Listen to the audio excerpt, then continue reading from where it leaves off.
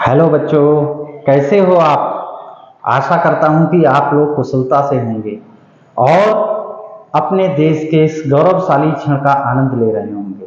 जी हाँ बच्चों, हम बात करने जा रहे हैं कल यानी 23 अगस्त 2023 को सायंकालीन 6:04 पर हमारे देश ने जो गौरवशाली क्षण का साक्षी बना और हमारे देश की जो गौरवशाली गाथा लिखी गई उसको आपने देखा और उसका आनंद ले रहे होंगे। आज हम बात कर रहे हैं हमारे देश के अंतरिक्ष कार्यक्रमों की और हमारे देश ने जो कल ऐतिहासिक कदम रखा चंद्रमा पर उस अभियान की। बच्चों, हमारे देश में इस अभियान को संचालन कौन कर रहा है, किसने इस संकल्पना को जन्म दिया और कैसे हमारा देश अंतरिक्ष कार्यक्रमों में आगे बढ़ा, इसके ऊपर आज विस्तार से चर्चा करेंगे। इससे पहले आप सभी बच्चों से ये निवेदन है और जो हमारे बड़े भाई बहन देख रहे हैं उनसे भी ये निवेदन है कि इस चैनल को अपना प्यार दीजिए, इसको सब्सक्राइब कीजिए यदि आपको थोड़ा सा भी अच्छा लगता है तो, और ज़्यादा से ज़्यादा अपने बच्चों में इन वीडियोज़ को दिखाइए। हमारे चैनल पर बच्चों के ही शैक्षिक वीडियोज़ मिलेंगे और कुछ वीडियोज़ अपलोड किए जा चुके हैं और निरंतर अपलोड किए जाते रहेंगे। हर स्तर की जानकारी जो हमारे बच्चों को मिल सके उसको हम सरल से सरल भाषा में संकलन करते हुए आपके समक्ष लाने का प्रयास करेंगे। आपका काम इतना है, आप इस वीडियो को देख रहे हैं, निश्चित रूप से देख रहे हैं, तो अब देख रहे हैं तो इस चैनल को सब्सक्राइब भी कर दीजिए और इसको अपने साथियों अपने दोस्तों के साथ शेयर कीजिए। ज्ञान का जितना प्रचार प्रसार करोगे उतना लाभ हम सबको मिलता है। तो अब सीधे चलते हैं हमारे देश के इस कार्यक्रम की नींव कहां पर रखी जाती है, कहां से ये मिशन चलते हैं और कहां से हमारा देश अंतरिक्ष में छलांग लगाता है। आज इस पूरी प्रक्रिया को हम समझेंगे। बच्चों, हमारे देश में हमारे जितने भी अंतरिक्ष कार्यक्रम हुए हैं उन पर अनुसंधान करना, उन पर गहन अध्ययन करना और उनको ऑपरेशनल रूप प्रदान करना, उनको क्रियान्वयन करना, ये हमारे देश की एक संस्था करती है जिसका नाम है इसरो। इसरो का मतलब है इंडियन स्पेस रिसर्च ऑर्गेनाइजेशन, भारतीय अंतरिक्ष अनुसंधान संस्थान। ये बेंगलुरु में है इसका मुख्यालय और आंध्र प्रदेश में सतीश धवन अंतरिक्ष केंद्र श्रीहरिकोटा के नाम से इसका एक और अंतरिक्ष केंद्र है जो इसी का सहयोगी संस्था है और यहीं से हमारे देश के जितने भी उपग्रह हैं वो लॉन्च किए जाते हैं। एक कह लीजिए जैसे हमारे हवाई जहाज़ों के एयरपोर्ट होते हैं जो हमारे जाने के लिए प्रयोग किए जाते हैं, ऐसे ही अंतरिक्ष में हमारे जो यान हैं उनको भेजने का एक हवाई अड्डा है जिसको हम सतीश धवन अंतरिक्ष केंद्र श्रीहरिकोटा के नाम से जानते हैं, जो कि आंध्र प्रदेश में पड़ता है। बच्चों, इन अंतरिक्ष के कार्यक्रमों की जो संकल्पना है, जो सोच है, जो मूल सोच है, वो कहां से आई, आज हम इसके बारे में बात करते हैं। हमारे देश में इसरो की स्थापना 15 अगस्त 1969 को हुई थी। इससे पहले हमारे देश के जितने भी अंतरिक्ष के अनुसंधान कार्यक्रम होते थे उनको उतना महत्व नहीं दिया जाता था और हमारे भारत देश में एक विभाग था जिसका नाम था परमाणु ऊर्जा विभाग और इस विभाग के अध्यक्ष थे डॉक्टर होमी जहांगीर भाभा। डॉक्टर होमी जहांगीर भाभा एक बहुत ही होनहार और बहुत ही चिंतनशील वैज्ञानिक थे और हमारे देश को परमाणु शक्ति में संपन्न बनाना चाहते थे।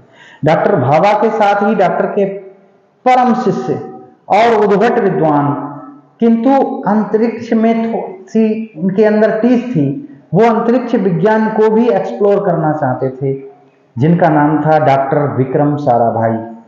और आपको जानकर ये बहुत ही गर्व महसूस होगा कि डॉक्टर विक्रम साराभाई का जीवन काल बहुत ज़्यादा लंबा नहीं था, पर उनका जीवन काल इतना प्रभावी था कि उन्होंने उस छोटे से जीवन काल में ही हमारे देश को ऐसी सोच, ऐसा चिंतन दिया जिससे आज हमारा देश अंतरिक्ष के क्षेत्र में नित्य नए रिकॉर्ड कायम कर रहा है, नित्य नए नए इतिहास रच रहा है। डॉक्टर विक्रम साराभाई जी की सोच से और भारत सरकार की प्रयास से तत्कालीन भारत सरकार ने 15 अगस्त सन 1969 को अंतरिक्ष कार्यक्रमों के लिए ही विशेष रूप से एक संस्थान बनाया, जिसको आज का हमारा इसरो कहते हैं, और इसकी स्थापना बेंगलोर में की गई। बच्चों, इस संस्थान का एक ही काम है, निरंतर मानवता के हित में अंतरिक्ष में हम क्या क्या खोज सकते हैं, क्या संभावनाएं हमारे लिए हैं, क्या हम जानकारी ले सकते हैं, इसमें निरंतर लगे रहना।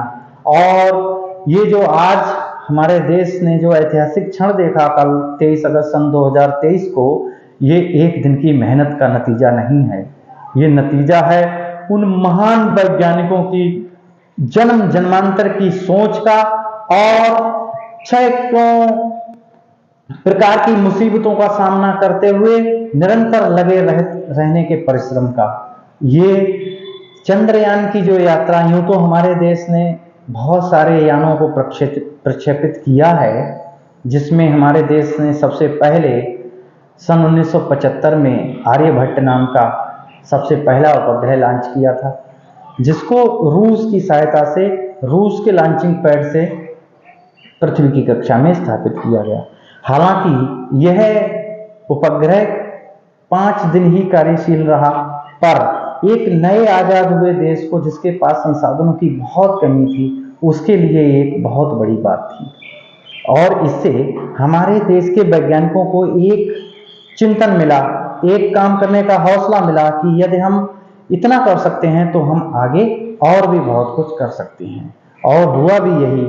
और इसी चीज पर रिसर्च करते हुए हमारे देश ने दूसरा उपग्रह भास्कर स्थापित किया, जो कि सफलतापूर्वक स्थापित हो गया पृथ्वी की कक्षा में। और इसी से सफलता लेते हुए और हमारे वैज्ञानिकों का मोटिवेशन बढ़ा, जिसके बाद हमारे देश ने अपने देश में ही उपग्रह को प्रक्षेपित करने की, यानी कि लॉन्च करने की तकनीकी का विकास किया, और रोहिणी नाम से तीसरा उपग्रह अंतरिक्ष में हमारी पृथ्वी की कक्षा में स्थापित किया। और एकमात्र ऐसा पहला उपग्रह था जो हमारी स्वनिर्मित लॉन्चिंग तकनीकी से प्रक्षेपित किया गया, और इस तकनीक को नाम दिया गया था SLV-3, सैटेलाइट लॉन्च व्हीकल 3। बच्चों, ये हमारे देश की एक ऐसी सफलता थी जिसने हमें ये चिंतन करने का अवसर दिया कि यदि हम अपने देश में ही ऐसी तकनीक का इजाद कर लें, विकास कर लें, जो हमारे यानों को प्रक्षेपित कर सके, तो इससे बहुत आसानी हो जाएगी। क्योंकि विदेशी धरती पर विदेशी यानों से जब हम अपने यानों को, अपने उपग्रहों को जब हम अंतरिक्ष में भेजते थे, तो इसका खर्चा बहुत अधिक आता था। और आता भी क्यों नहीं, वहां पर उनकी शर्तें उनकी लागत के आधार पर तय की जाती थी।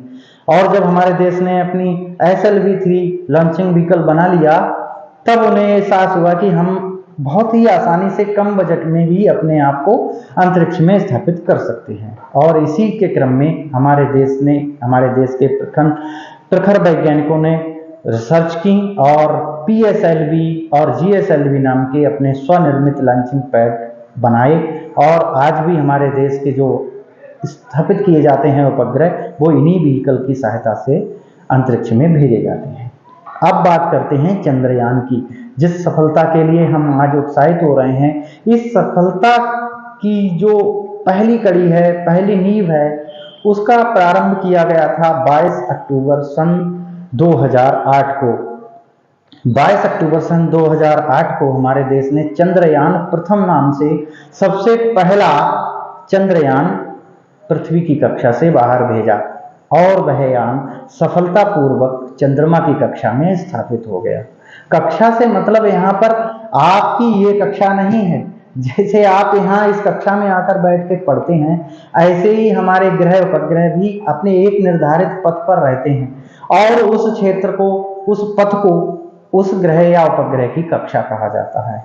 अर्थात जैसे आप अपने निर्धारित स्थान पर बैठकर ज्ञान प्राप्त करते हैं, ये आपकी कक्षा है, ऐसे ही हमारे ग्रह और उपग्रहों की भी कक्षा होती है। तो इस तरीके से हमारा चंद्रयान प्रथम चंद्रमा की कक्षा में स्थापित किया गया। बच्चों, जब सही तरीके से चंद्रयान स्थापित हो गया, तब हमारे देश के वैज्ञानिकों को ये लगा कि क्यों ना हम एक ऐसा यान चंद्रमा की सतह पर स्थापित करें जो वहां पर मौजूद संसाधन है उनकी सटीक जानकारी हम तक दे सके। अब तक विदेशियों को जो जानकारी मिलती थी उनकी विश्वसनीयता भी हम नहीं कह सकते हैं कि वो कितनी सटीक जानकारी हमको पास करते थे। तो हमारे देश के वैज्ञानिकों का ये चिंतन वाजिब भी था कि क्यों ना हम अपना ही एक ऐसा यान वहाँ चंद्रमा की सतह पर स्थापित करें जिससे चंद्रमा की सतह पर स्थित परिस्थितियों का हम सटीक जानकारी ले सकें। और इसी क्रम में 22 जुलाई सन 2019 को हमारे देश ने चंद्रयान द्वितीय यान को सफलतापूर्वक प्रक्षेपित किया और ये यान सफलतापूर्वक चंद्रमा की कक्षा में भी स्थापित हो गया और निरंतर चक्कर काटने लगा चंद्रमा के चारों तरफ, तस्वीरें भी भेजने लगा। तब वैज्ञानिकों ने जब उसको लैंडिंग कराने लगे तो लैंडिंग कराते समय कुछ ऐसी तकनीकी गड़बड़ी आ गई, या यूं कह लीजिए कि वहाँ की परिस्थितियों का हम सही तरीके से आकलन नहीं कर सके, या हमसे कुछ ऐसी चूक हो गई कि उस यान का हमारी पृथ्वी से संपर्क टूट गया और वह यान दिशाहीन, हमें पता ही नहीं चला वो कहाँ गया, वो नष्ट हुआ होगा या कहीं भी चंद्रमा की सतह पर आड़ा बेड़ा तिरछा गिर गया होगा, उसकी जानकारी हमको नहीं मिल पाई।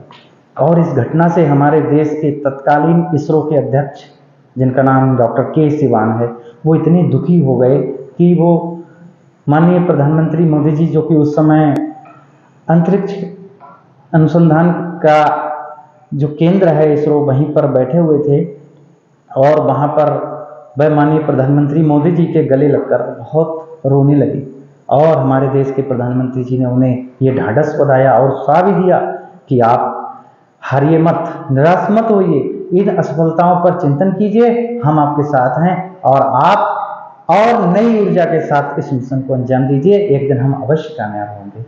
इस प्रेरणा से, इस मोटिवेशन से हमारे देश के वैज्ञानिकों में वो ऊर्जा भर गई और हमारे देश के वैज्ञानिकों ने पुनः नवीन प्रयास करते हुए हमारे देश के वैज्ञानिकों ने 14 जुलाई सन 2023 को चंद्रयान तृतीय नाम से अपना यान सफलतापूर्वक लॉन्च कर दिया।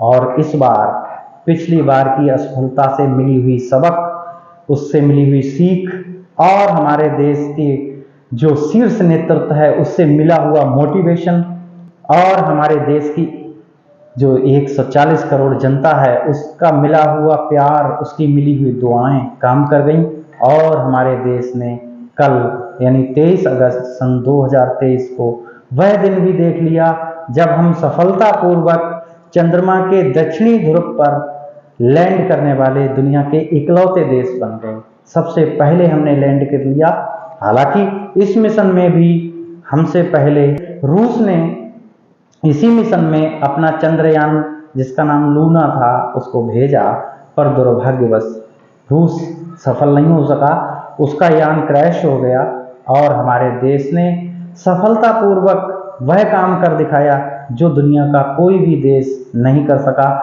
और कितने कम संसाधनों में, जितनी हॉलीवुड में जो मूवी बनती हैं, बड़ी बड़ी महंगी महंगी पिक्चरें बनती हैं साई-फाई वाली, उनसे भी आधे से कम बजट में हमारे देश ने अपने चंद्रयान को चंद्रमा की सतह पर और ऐसी सतह पर जहां कोई नहीं पहुंच सका, सफलतापूर्वक लैंडिंग कर इस विश्व इतिहास में अपना नाम स्वर्ण अक्षरों में दर्ज करा दिया। ये एक दिन की तपस्या नहीं थी बच्चों, ये बहुत बड़ी सोच जो सन 1962 से शुरू होती है और निरंतर चलती रहेगी। डॉक्टर विक्रम साराभाई और डॉक्टर होमी जहांगीर भाभा जैसे उद्भट विद्वान वैज्ञानिक आज भी हमारे देश की अंतरात्मा में बसे हुए हैं। उनकी सोच, उनका चिंतन हमारे देश की मिट्टी में बसा हुआ है और हमारे आधुनिक वैज्ञानिकों के रूप में आज वह चिंतन, वह सोच आज काम कर रही है और हम सबको गौरवान्वित महसूस करा रही है। बच्चों, हम सब IAS बनना चाहते हैं, IPS बनना चाहते हैं, नेता बनना चाहते हैं, अच्छी बात है। हम सबको इस क्षेत्र में भी जाना है क्योंकि सारे क्षेत्रों में अच्छे अच्छे लोगों का होना नितांत आवश्यक है। पर हमें एक कोना ऐसे चिंतन के लिए भी रखना चाहिए जिससे हमारे अंदर वैज्ञानिक दृष्टिकोण बदले। इस चंद्रयान की सफलता ने हमारा चिंतन बदल दिया, चंद्रमा के प्रति हमारी धारणाएं बदल दी और साथ ही बहुत सारी कहानी भी बदल जाएंगी। जैसा कि हमारे यशस्वी प्रधानमंत्री मोदी जी ने कल के संभाषण में, जब वो चंद्रयान तृतीय की सफलतापूर्वक लैंडिंग पर देश को संबोधित कर रहे थे, तो एक बात कही थी कि पहले बच्चे कहते थे चंदा मामा दूर के, और अब कहा करेंगे चंदा मामा टूर के। यानी कि आज चंदा मामा हमारे साथ हैं, हमारे पास हैं। पहले चंदा मामा दूर थे, अब हम चंदा मामा को नजदीक से देख सकते हैं। अब हमारी पकड़, हमारी पहुंच चंदा मामा तक आसान हो गई है, और यकीनन एक दिन मानवता चंद्रमा पर कुछ ना कुछ ऐसा इतिहास अवश्य रचेगी जो हम सबको गौरवान्वित महसूस कराएगा। बच्चों, कैसा लगा आपको ये वीडियो? हमें उम्मीद है आपको ये वीडियो बहुत पसंद आएगा, और यदि आपको ये वीडियो पसंद आया है तो इस वीडियो को लाइक करें, शेयर करें और सब्सक्राइब करें और कराएं भी, और साथ ही हमें ये बल प्रदान करें ताकि हम और उत्साह के साथ आपको नए नए वीडियोज, नई नई जानकारी से भरे हुए वीडियोज आप तक लाते रहें और हमें बल मिलता रहे। साथियों, आज इतना ही, और कल मिलते हैं किसी नई जानकारी के साथ। तब तक अपना ख्याल रखिएगा। Take care.